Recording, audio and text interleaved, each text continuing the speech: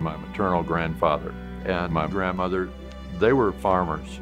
And one day, a traveling evangelist on a horse came by and stopped at their farm, introduced himself, and asked if they'd be willing to host a tent revival meeting on their farm. And they said, sure.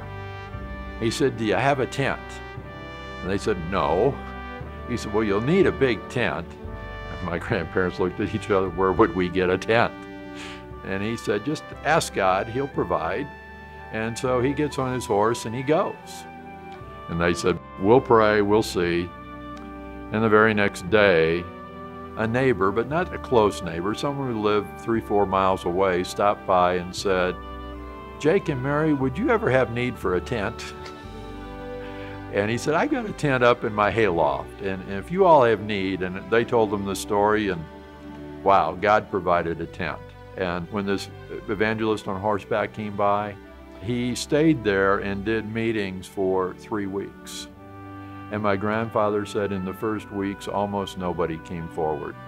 But every night, he said it was the time of year where the moon was bright at night, and he said we'd walk in the field praying and asking God to touch the hearts of people in our community. And a guy there who owned the lumber yard said, I hear there's some great meetings taking place on your farm. And my grandfather said, well, how would you know about it? I haven't seen you out there. Not probably just the right thing to say. And the guy said, well, I know, because people are coming in and settling their bills. And then my grandfather said there came a night in which the Spirit broke, and almost everybody there went forward. And hearing these stories of how God had worked in my grandparents' life and in their little community touched me to say, wow, the God who did it for them can do it for us, and he'll continue to do it.